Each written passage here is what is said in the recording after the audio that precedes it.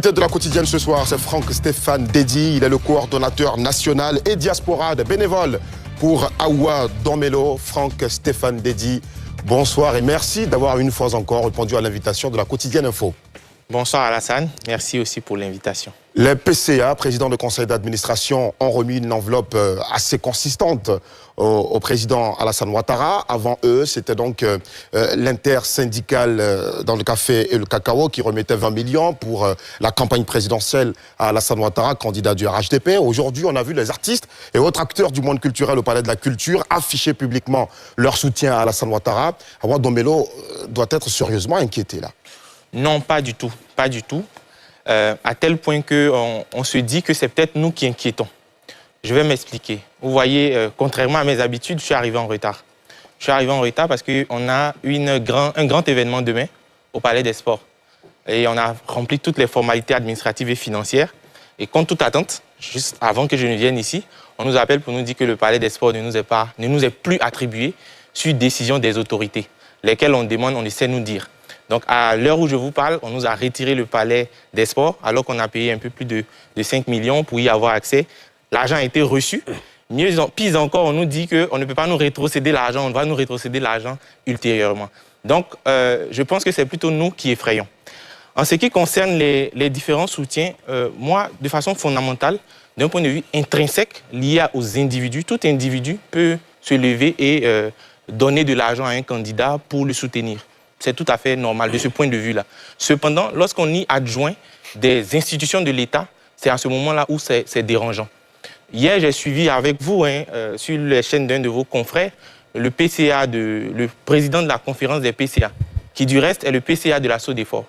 Voilà, dit que les PCA des institutions publiques se sont réunis avec des mots quand même dégradants aussi, quand on l'a écouté, et qu'eux, ils ont donné 100 millions au président de la République. Mais vous voyez, cela pose le problème de l'éthique, de la bonne gouvernance et surtout du conflit d'intérêts. Parce que lorsqu'on l'a écouté, il dit, en le faisant, sans doute si le président est réélu, il va nous maintenir dans nos postes. Donc il y a un conflit d'intérêts évident ici. Et puis après, moi, je me suis intéressé particulièrement pour M. Nizako, qui est le président de la conférence des PCA, je me suis intéressé à la structure dont il est le président du conseil d'administration. La SODEFOR. À savoir la SODEFOR. Et je vais vous révéler des choses assez intéressantes, qui sont, encore une fois, comme je le dis chaque fois que je viens, qui sont disponibles à la fois sur le site du gouvernement de Côte d'Ivoire, sur le site de la Cour des comptes. La SODEFOR, c'est depuis 2018 une situation financière négative, déséquilibrée au fil du temps, si bien qu'elle bénéficie régulièrement de la subvention de l'État de Côte d'Ivoire à raison d'en moyenne 3 milliards par an de subventions. Si bien qu'en 2025, cette année, l'État a validé un plan de restructuration globale de la SODEFOR. Et donc, c'est cette entité-là, dont M. Nizako est le président du conseil d'administration, qui est, on va dire, quasiment à la rue, si bien qu'aujourd'hui, parce que la SODEFOR a échoué, on peut dire ça comme ça, dans sa mission de reboisement du couvert forestier national. Aujourd'hui, on s'appuie sur des artistes comme Yodé et Siro pour engager des campagnes de reboisement et tout. Mais je veux dire que, comme je disais tout à l'heure, il y a un vrai problème. Il faut pouvoir, en Côte d'Ivoire, qu'on arrive à dissocier les fonctions d'intérêt public, la puissance publique de nos activités privées, de nos activités politiques. Et c'est encore très marqué et très présent dans l'espace socio-économique ivoirien.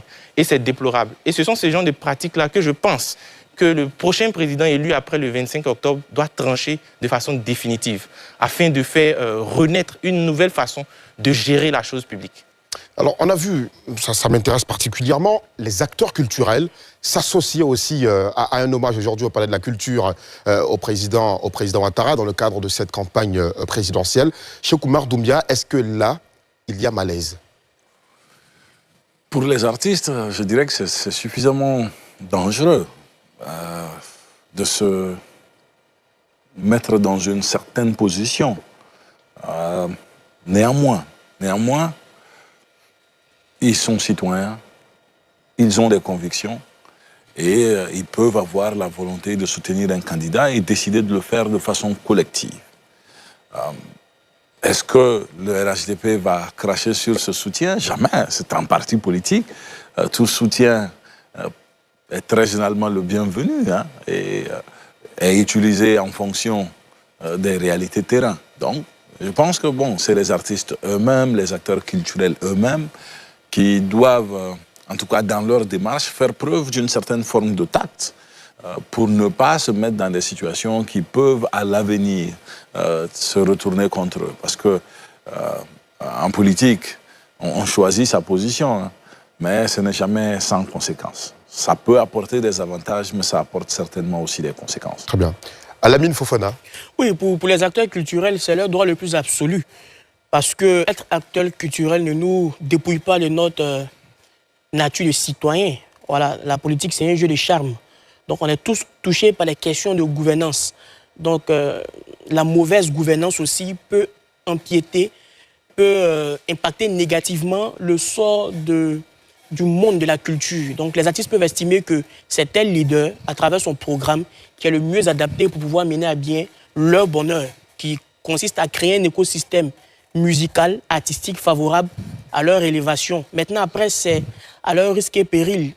Par rapport à la situation aussi de la Côte d'Ivoire. La Côte d'Ivoire a 65 ans, donc il y a encore beaucoup de questions de psychopathie politique, il y a encore beaucoup de notions comme la citoyenneté, le caractère de la République qui ne sont pas encore perçus par les populations.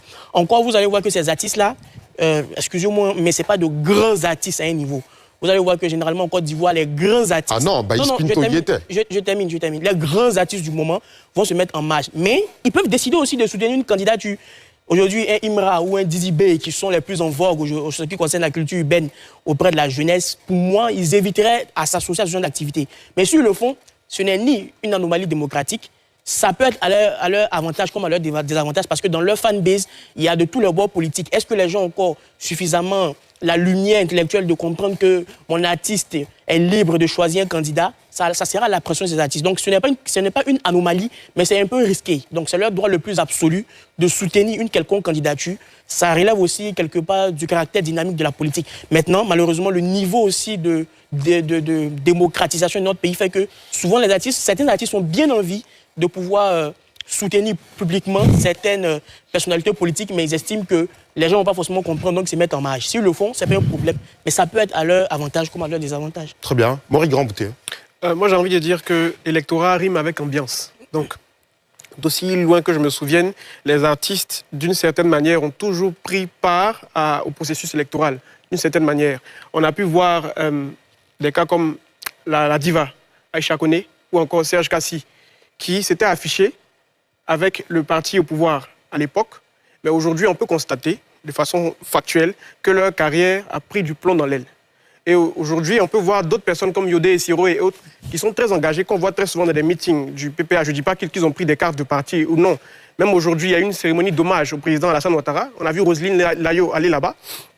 Ces personnes n'ont pas forcément pris des cartes de parti, mais c'est une posture très très sensible pour eux en tant qu'artistes. Parce que si le pouvoir change et que dans certaines conceptions, on a envie de les verrouiller, c'est très facile pour un homme politique. Donc, même aux États-Unis, on a pu le voir avec... j'oublie son nom. Il y a un artiste qui a demandé clairement, je crois que c'est Pharrell Williams, qui a demandé clairement à Donald Trump de ne pas utiliser sa musique lors de ses campagnes. Parce que, en tant qu'artiste, on sait une chose, c'est que la voix qu'on apporte. Voilà, et donc c'est à nous maintenant de pouvoir choisir nos combats. Ce n'est pas une structure politique, donc ils peuvent faire ce qu'ils veulent. Donc c'est ce que j'ai à dire en tout cas par rapport aux artistes.